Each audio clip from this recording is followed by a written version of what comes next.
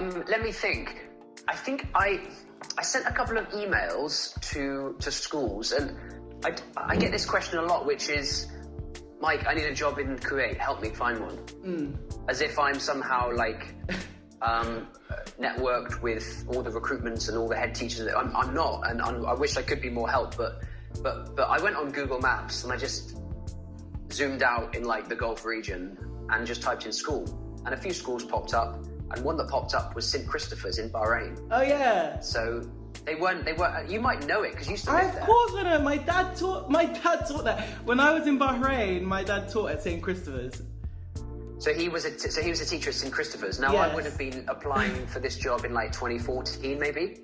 Oh wow, okay, so that would have been after he'd left, right? Ages after. That was like 11 years after, yeah. So I just sent, they weren't even looking for teachers, but I just sent them an email. I was like, hi, I'd like to teach at your school. Let me know if you have anything come up. And I think I had a reply like, thank you, we'll keep you on your books and let you know, blah, blah, blah. And then I sent an actual application into BSK in Kuwait. Do you know BSK? Yes, I know BSK, yeah. So then I applied to BSK, and yeah, I had a nice interview on Skype, in my suit and slippers, as you do.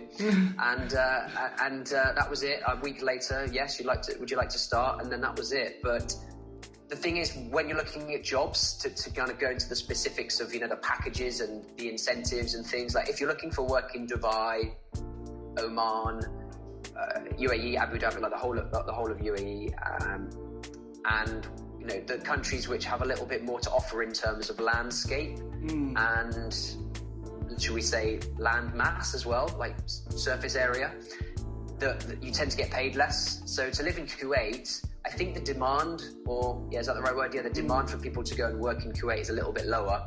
People are a little bit less inclined to go there because it's not so well known. There's not as much to do as there is, for example, in the UAE. It's not such a big country. There's not the same mountains and landscapes and coastline that you'd get in Oman. So they tend to pay a bit more. And I looked all over, but first place was BSK. I hate applying for jobs. I've only ever really applied for 2 jobs.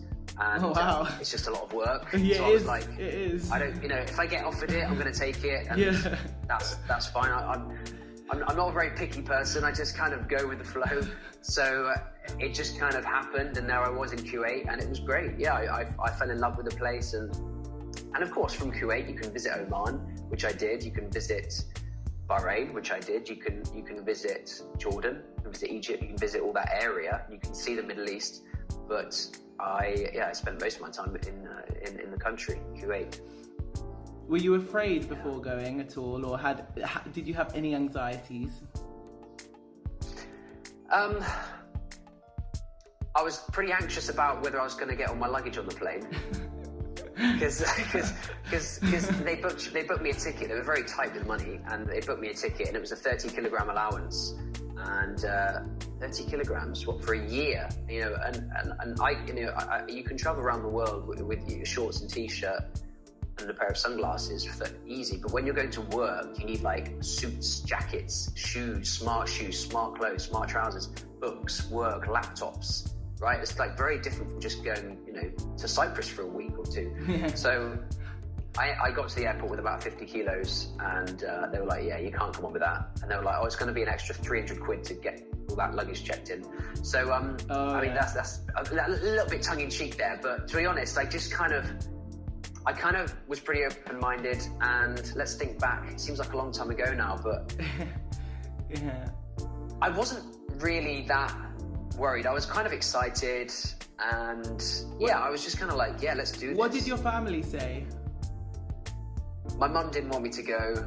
My dad didn't really want me to go. My my girlfriend at the time was like, you got to do it. She was very supportive, which made a huge difference.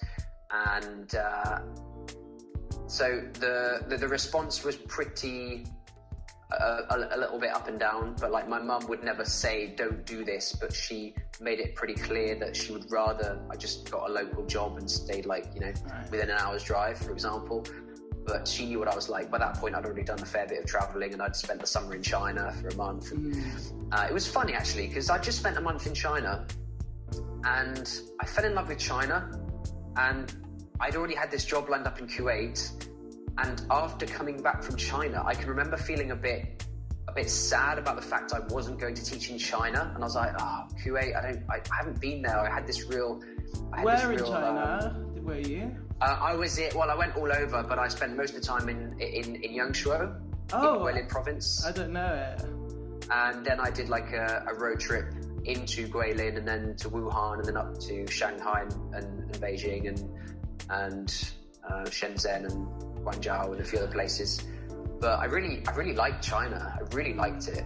Don't you feel it's such a different... Would I like to live there? I don't know. Like forever, maybe not. But I really enjoyed being there. The people, again, were just amazing. So nice people. Still in touch with them. And then to go to Kuwait was so different. Kuwait, this tiny little country of 1 million Kuwaitis, and I was in cities in China with 25 million Chinese just in one city. Like the scale of it was just so different, very different culture, and I was like a little bit apprehensive. So actually, it's kind of coming back to me now. Your original question about how did I feel?